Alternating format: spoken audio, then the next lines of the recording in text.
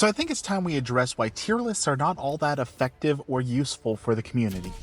And I know you're immediately thinking, but Waffles, you make tier lists all the time, so why are you being a hypocrite? Don't worry, I'm going to address that in this video. But first, let's talk about some reasons why tier lists aren't really all that effective. Number one, and probably the most glaringly obvious, this is not a player versus player game. This is a cooperative game. Typically, when someone's looking at a tier list, they want to be better than other people.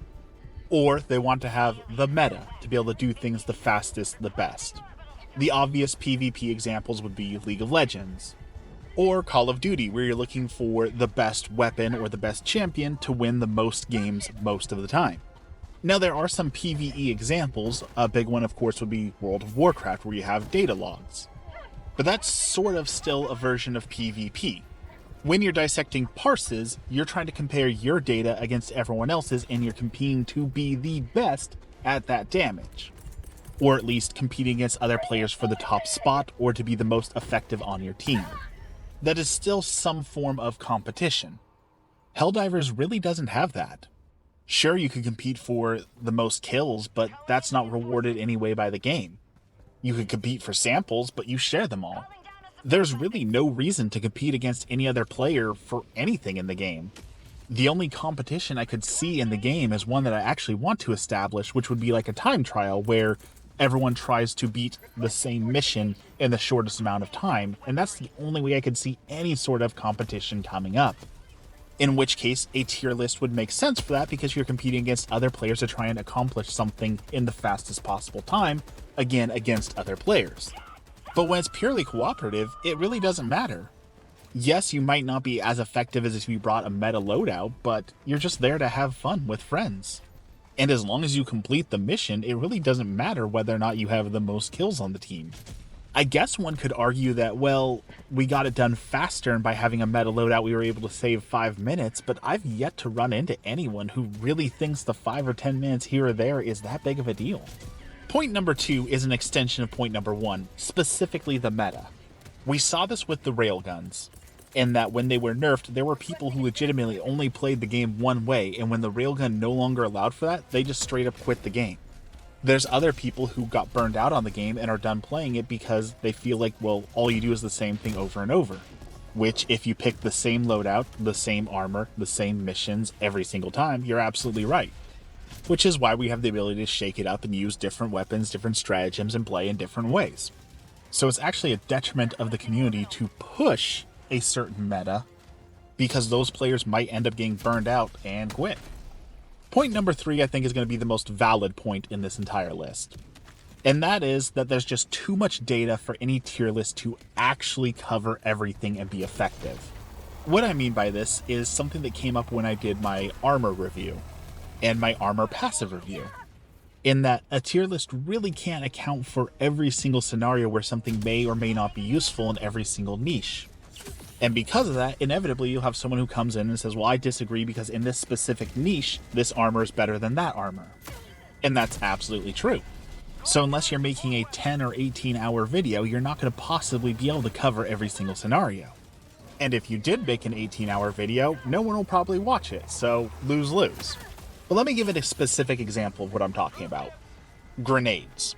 There are some people who argue that 2 grenades is better than 2 stems because grenades will more often save your life than stems. Now, that's not always true, but there are certainly situations I can think of where that is true. For example, being surrounded by bile spewers or heavy devastators. In that scenario, grenades might be the solution that stems are not. Or having smoke grenades when calling down a hell bomb. That might be a situation where you've saved yourself 1 or 2 minutes and multiple lives and other stratagems.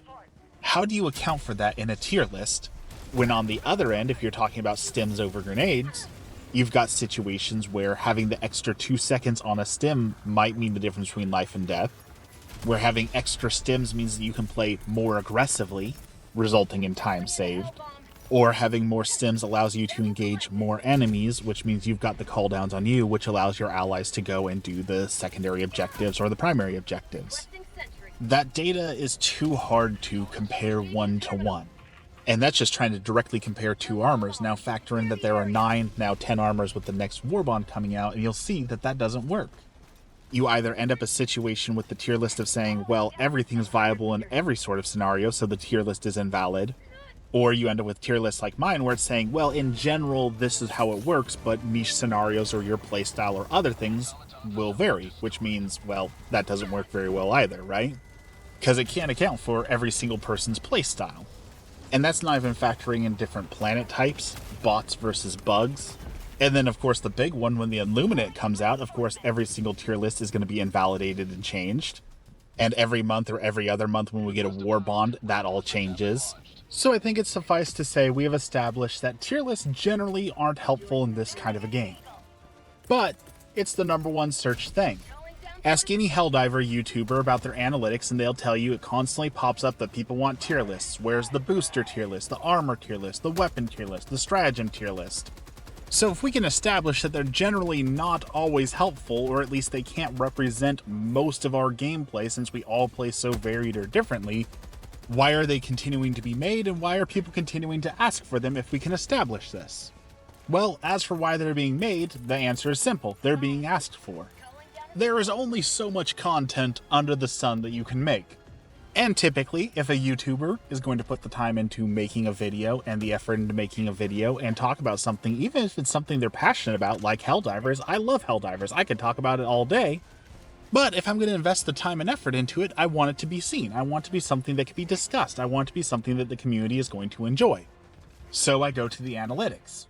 And the analytics tells me, your audience is searching for these particular playlists. And that happens to be tier lists.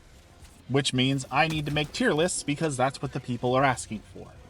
So why are people asking for tier lists? Well, I think there's a few reasons, and I'm going to cover them. One, I think there's validation in it. I think some people really, really like their weapons. Whether it be a blitzer, the heavy machine gun, anti-material rifle, whatever it may be, they really like that weapon. And they want validation that their weapon is good. So when they go to a tier list and they see that their weapon is S tier, it validates what they think. I also think that there are people who are on the opposite end of that spectrum, who want to find tier lists that say things are bad just to be contrarian. Not quite a troll, but kind of looking for a fight, you know? Kind of adjacent to this theory. In this day and age of reaction content, and tons of streamers who come out here and tell us their opinion. Again, the hypocrisy is not lost on me that I'm out here telling you my opinion. There are a lot of people who want to be told what to think. And in games like Helldivers, where there's 9 difficulties and there's so much information, people want to be told what the correct information is. So they see a YouTuber who's popular, who has a tier list, and they say, well, that's popular content. People are watching that, people are engaging with that, so this tier list must be accurate. And since it is accurate, it is the truth, and now I can tell other people what the truth is because I have watched this video, I have seen the tier list, and I now know which stratagems are A tier or which stratagems are B tier. As an added bonus to that, you get a little bit of a community. Helldivers doesn't really have much community right now, and what I mean specifically when I say that is that with the friends list kind of sort of not working, and no official clans, people are kind of broken down into discords, different smaller gaming communities to be a part of the Helldivers community.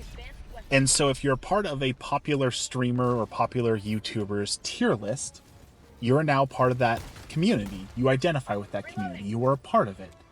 And so we can go out and quote them and say, well, I think the Rocket Sentry is dog water because that's what XYZ streamer says in their stream.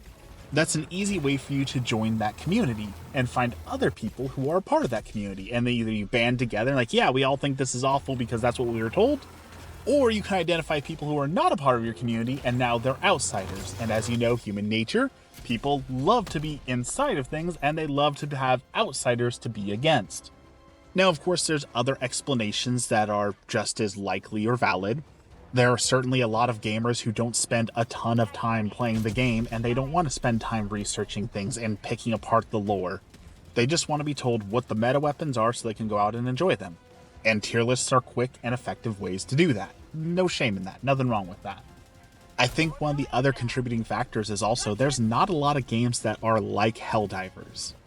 We're so used to competition that there are still, to this day, even though the game has been out for 6 months, there are people who will see you pick up samples and they will take you out to take that sample because they don't think they're shared. Because the idea of competition is so ingrained in us that even in a cooperative game, we feel like, oh, well, they're taking something that's mine. I have to be better. And I think that shows in the tier list. People are still think of Helldivers like any other game, where you look up tier lists, you look up meta. And Helldivers isn't that. Helldivers is something special. It's unique. It's a game you log into to have fun. Grab that Blitzer and Incinerary Mine build. Do you want to run Quasar Cannon, Commando, Eat, and, I don't know, a supply pack? Do it. As I've said in many videos, everything is viable. One Helldiver can take out a Helldive level 9 mission by themselves. You can do anything with anything. Go in there and have fun. And I think so few games focus on that. Drop in with whatever you think is fun, grab a couple buddies, and just have fun. With all of that said, when the War Bond releases, I will be dropping a tier list on that, so make sure to check it out. Just kidding. Or maybe not. Depends on the analytics. As always, if you've made it this far, I appreciate you watching this video. If you have any comments, whether they're positive, negative, things you like or dislike, please tell me down below. I love interacting with the community, and have a blessed day.